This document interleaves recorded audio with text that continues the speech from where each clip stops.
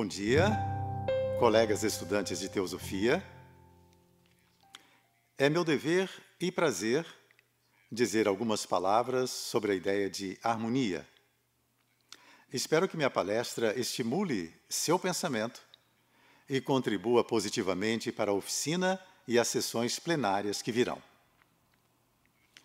Gostaria de começar com um videoclipe de 2 minutos sobre um dueto inesperado.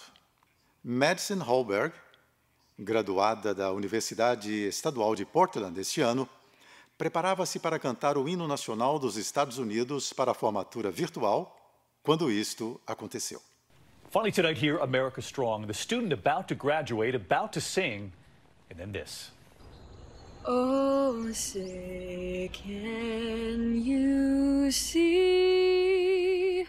Madison Hallberg was preparing to sing the national anthem for her virtual commencement at Portland State University when a man walking by heard her warming up and signaled to the crew he'd like to join her.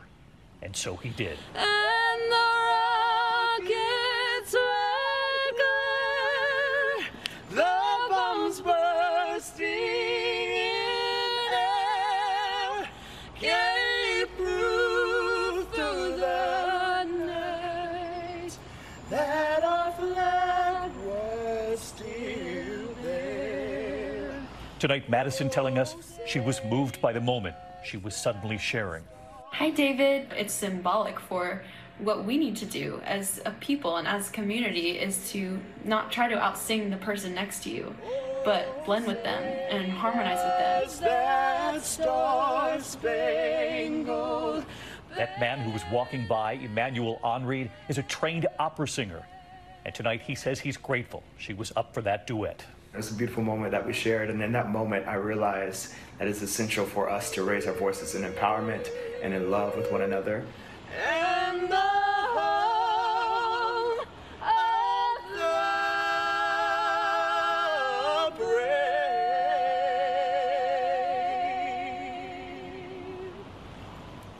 The unexpected duet for graduation, and we loved it and what it shows. I'm David Muir. I'll see you tomorrow. Good night. Há muitas coisas de que você pode gostar neste clipe. O canto, é claro, a inspiração e a iniciativa do segundo cantor, a disposição da moça para aceitar o inesperado, o fato de ser um encontro birracial e as observações atenciosas de ambos os cantores sobre o significado do encontro. Não é uma surpresa nesses tempos que este clipe tenha se tornado viral. Viral agora, num bom sentido. É aqui que minha mente começa com o conceito de harmonia. A fusão de 2 fenômenos em um só, como encontramos ilustrado na música. Não é essa a primeira e mais óbvia conotação de harmonia? O prazer de 2 notas soando juntas? Este é o exemplo mais evidente do princípio da sinergia. O todo é maior do que a soma das partes. O som de 2 ou mais notas juntas na música para formar um acorde é mais do que um prazer. É rico em simbolismo metafísico. Como vemos a harmonia? É uma propriedade emergente de 2 notas distintas? Ou é o emblema de uma unidade anterior que já existe? O acorde triunfante final de uma sinfonia parece assegurar ao público que o mundo tem uma lei ou logos, sem obstáculos, sem falhas, apesar das aparências de perda, desperdício e dor, que todos, finalmente, possam encontrar a unidade e realização no uno. Um dos grandes hinos à harmonia encontrados na literatura inglesa é um discurso de Lorenzo em O Mercador de Veneza, de William Shakespeare.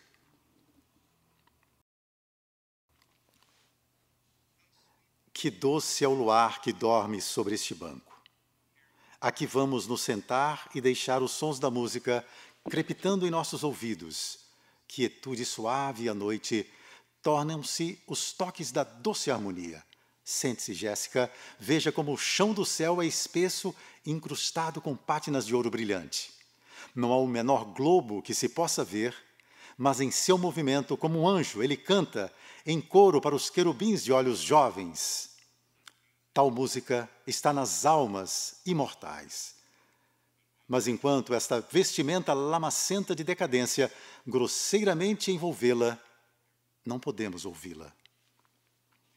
O equacionamento do amor e da harmonia na filosofia ocidental remonta ao filósofo pré-socrático Empédocles, que ofereceu especulações cosmológicas sobre ordem e desordem. Empédocles atribui o equilíbrio que observamos entre a forma e o caos à eterna oposição do amor e da luta. Os 4 elementos, terra, ar, fogo e água, são eternos. Toda mudança real se deve às suas combinações e separações sob a influência do amor e da luta. O amor atrai, harmoniza e constrói a forma. A luta repele e separa. Em uma posição no ciclo, o amor ganha a vantagem. Em outra, a luta lidera.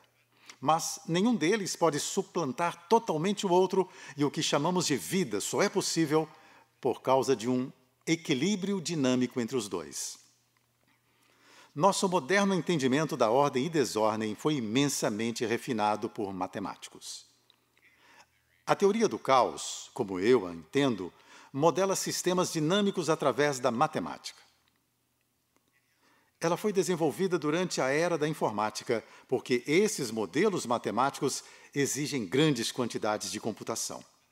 Mas isso não significa que a matemática seja difícil ou sofisticada, de forma nenhuma.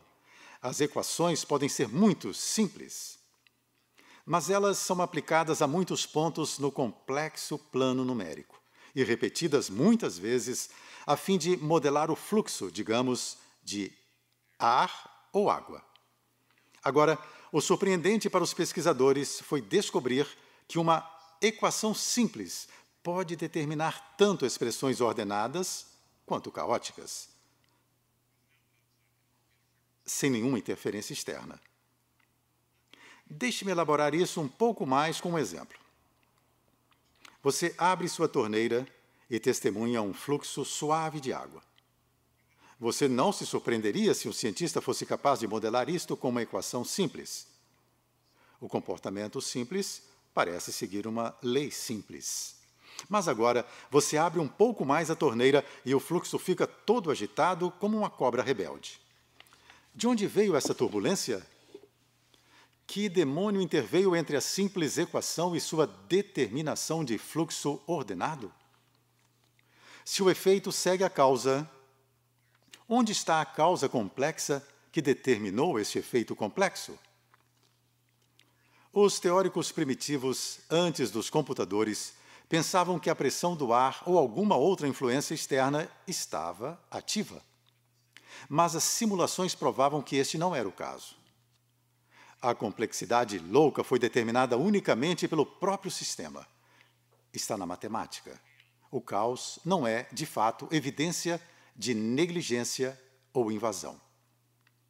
Os muitos não foram separados do uno. Além disso, quando uma seção do complexo plano numérico é codificada por cores, mapeando a distribuição de resultados ordenados e desordenados, o resultado é notavelmente bonito. As imagens fractais tornaram-se obras de arte nos anos 90, reproduzidas em todos os lugares em cartazes e camisetas.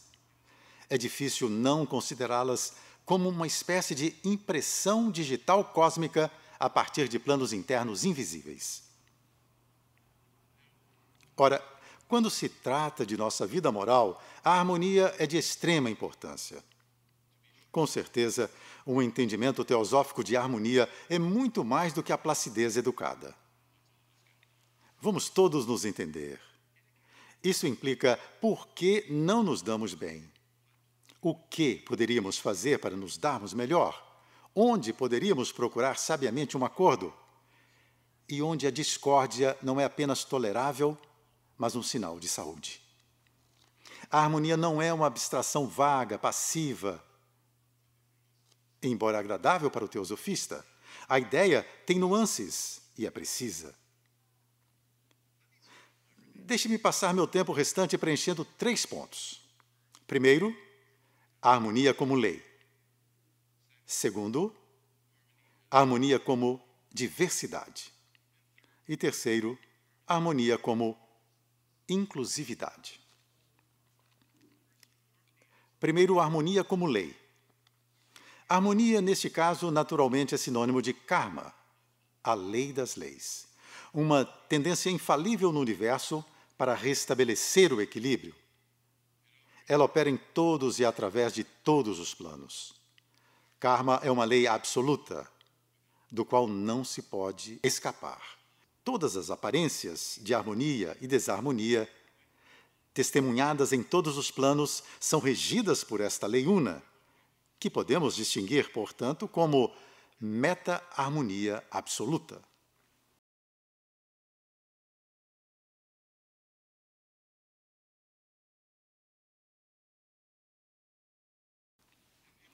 Se levarmos esta premissa a sério, ela tem enormes implicações morais e psicológicas. Como escreveu H.P. Blavatsky, esta doutrina por si só oferece consolo ao desejo irreprimível de justiça do coração humano. Nas cartas, o mestre K.H. descreve que a origem do mal repousa inteiramente no raciocínio do homem, que se dissocia da natureza. Que raiz mais profunda poderia haver para esta separação do que existir à mercê de um universo de perda, desperdício, negligência e injustiça? Quem não tomaria as coisas em suas próprias mãos para proteger seu pobre eu vulnerável? A voz do silêncio fala desta postura defensiva. Aspas. Quando você se assusta ao ver as lágrimas quentes da dor, quando ensurdecida pelos gemidos da angústia, a alma se retira, como a tartaruga tímida, para dentro da concha do egocentrismo. Esta forma de abrigo no lugar não tem nada a ver com o vírus externo, mas com autocerteza, preguiça, preconceito e ignorância intencionais. Esta carapaça protege a inércia mental e moral e nos protege da irresponsabilidade de uma maior vigília e de uma responsabilidade mais ampla. É claro que devemos mostrar coragem e desafiar diretamente nossos medos, mas também necessitamos da influência refrescante da meditação sobre a ideia da lei. Não é possível sair de nossa concha enquanto permanecermos subconscientemente entrincheirados na ilusão do abandono. Em outras palavras, a lei da harmonia absoluta é a chave para um senso de pertencer ao cosmos. A verdadeira fé e confiança não são possíveis sem ela, porque a mente resguardada é uma mente dividida. 2. A harmonia como diversidade. A harmonia não é uniformidade. Como escreveu o poeta W.H. Auden, e toda unidade real começa na consciência das diferenças, que todos têm desejos de satisfazer e cada um tem uma energia para oferecer. Se a natureza é uma discórdia harmoniosa, como escreve o mestre, então o que deve ser a natureza humana? Ela também só pode prosperar como a discórdia harmoniosa. Os polos opostos são intrínsecos a um ímã. As cordas de cada instrumento orquestral são esticadas em direções opostas. Não haveria música sem uma tensão. Nenhuma sopa seria sopa sem uma receita de ingredientes variados, como descrito no maravilhoso comentário sobre Confúcio, citado por John Audio nas suas leituras.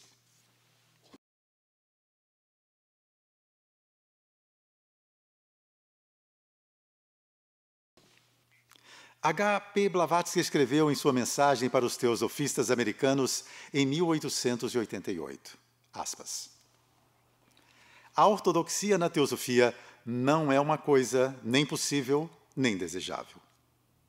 É a diversidade de opiniões, dentro de certos limites, que mantém a sociedade teosófica um corpo vivo e saudável, apesar de suas muitas outras características feias.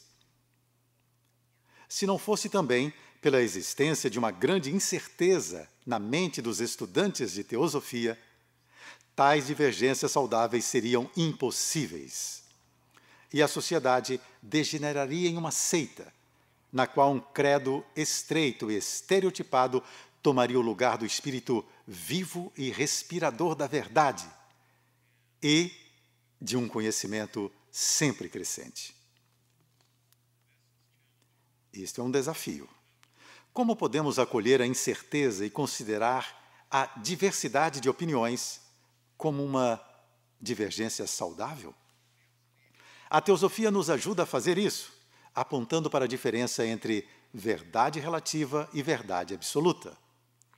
À medida que estudamos e apreciamos a relatividade inerente à linguagem, conceito, opinião e perspectiva, gradualmente superamos nossa autorretidão militante. Podemos então abrir espaço para o desconhecido e podemos alegremente dar ouvidos a uma outra pessoa que vem do outro lado do espectro, aspas. Esta expressão poderia sugerir, talvez, que eu esteja falando de política. Vamos supor, por enquanto, que estou. Todos concordamos que hoje há muita discórdia evidente na política. Um lugar para se voltar, se você quiser levantar a vista acima da briga, é o ensaio de Ralph Waldo Emerson, o conservador. Emerson dá uma explicação para a política, para o sistema político bipartidário, como uma expressão necessária da dualidade na experiência humana, meramente a consequência de uma polaridade entre passado e futuro, posse e liberação, propriedade e capacidade, entre o sensato e o ideal. Estas duas tendências devem fazer mover a política para frente, como os dois pés se movem movendo o corpo. Você não pode andar com segurança sem a posição conservadora do pé plantado. Mas, para você não estagnar, você também precisa do pé que se eleva e se afasta desse ponto de vista antes de pousar e oferecer estabilidade para a liberação do outro pé. Em outras palavras, caminhar é uma discórdia harmoniosa. A razão revela os dois lados do espectro político como lados unidos, embora discordantes de nós mesmos. E a razão é imparcial, ou seja, literalmente, de nenhuma parte. Como é escrito em Luz no Caminho, a inteligência é imparcial. Nenhum homem é seu inimigo, nenhum homem é seu amigo, todos eles são seus instrutores. 3. O terceiro ponto é a harmonia como inclusividade, ou inclusão. O exemplo de Emerson é um antídoto bacana para a prática raivosa de culpar os outros, que é tão inflamada e sensacionalizada hoje em dia. Nunca nos daremos conta da harmonia política se persistirmos no tribalismo exagerado que busca a identificação exclusiva com apenas um dos lados. Os teosofistas fariam bem em exemplificar a liberdade do pensamento político em vez de uma conformidade obsoleta com as lealdades estreitas. Você é conservador? Você é progressista? Para Emerson, você é ambos. É como a pergunta: você acredita em Deus? Essa pergunta parece forçar-nos a uma resposta binária. No entanto, não é uma pergunta genuinamente significativa. Perguntas genuinamente significativas sondam suposições não ditas. Elas perguntam: o que você quer dizer com Deus? E o que você quer dizer com acreditar? Da mesma forma, o cidadão pensativo deveria fazer perguntas como: o que o conservador conserva? E o que liberal liberta? É muito melhor desfrutar de perguntas abertas do que ficar cativo à complacência do pertencimento tribal. A liberdade filosófica precede a liberdade política, pois a inteligência não é de nenhum partido. A luz incolor precede as cores. Em outras palavras, afirmar a harmonia cósmica e espelhar essa harmonia em nosso próprio pensamento e sentimento é cultivar uma perspectiva arredondada. Como o budismo enfatiza, nada existe por si só. Tudo faz parte de uma vasta teia de interdependência. E, portanto, é uma doença da mente pensar que a idade de ouro ou a grande sociedade possa ser alcançada demonizando e excluindo algum grupo ou membro. Luz no Caminho descreve sobriamente o karma deste erro. Em uma nota, o mestre escreve, aspas, não se iluda pensando que você pode ficar separado do homem mau ou do homem tolo. Eles são você mesmo, embora em menor grau do que seu amigo ou seu mestre.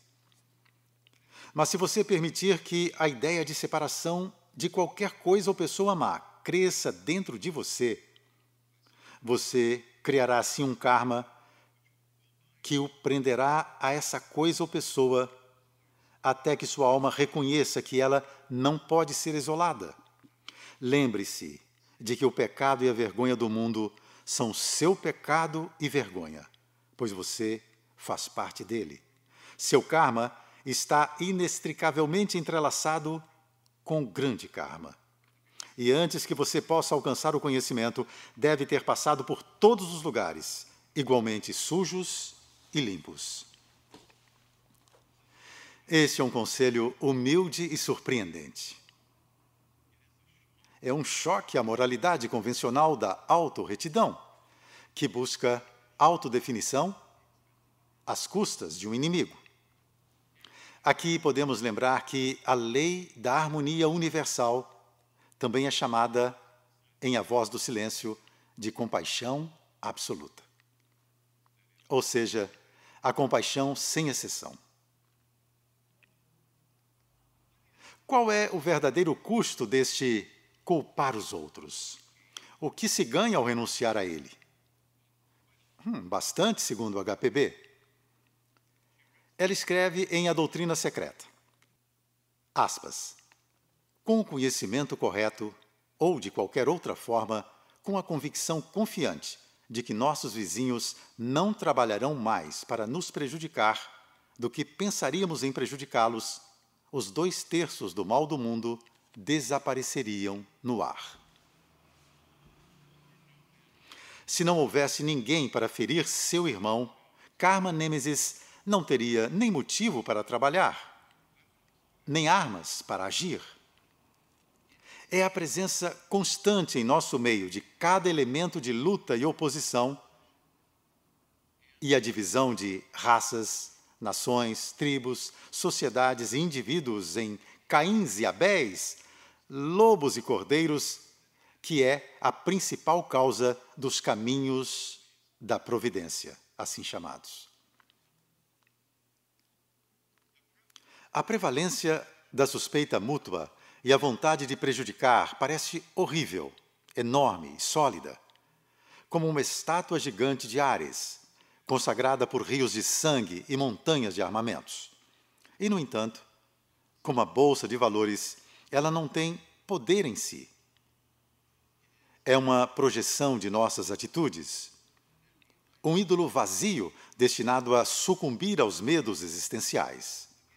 Mais uma vez, segundo o HPB, se estabelecêssemos uma confiança ainda mínima, de conformidade com a regra de ouro, 2/3 do mal do mundo desapareceriam no ar.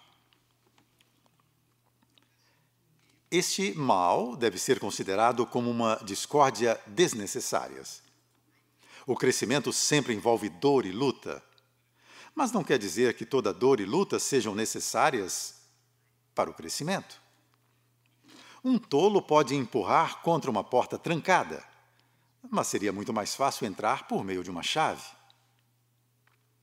A humanidade tem ciclos importantes de crescimento pela frente. todos com seus desafios peculiares. Mas a tendência de inflamar o Kama Manas através da tensão exagerada da divisão e da desova da suspeita é anormal e desnecessária nesta fase de crescimento. No entanto, o que parece tão formidável poderia desaparecer no ar rarefeito. Se nos voltássemos das sombras que batem nas rochas iluminadas pelo sol para a luz interior. Esta luz é um conhecimento da teosofia e uma fé em nosso semelhante. Não é de surpreender, portanto, que o objetivo central da sociedade teosófica tenha sido sempre a fraternidade universal. A palavra fraternidade pode soar tão vaga e suave quanto conotações superficiais da palavra harmonia. Mas o ensino teosófico abre nossos olhos para a riqueza e a relevância vital por trás de ambos os conceitos. Gradualmente, aprendemos a considerar a fraternidade como aquilo que ela é, a aplicação prática da ciência da harmonia. Obrigado.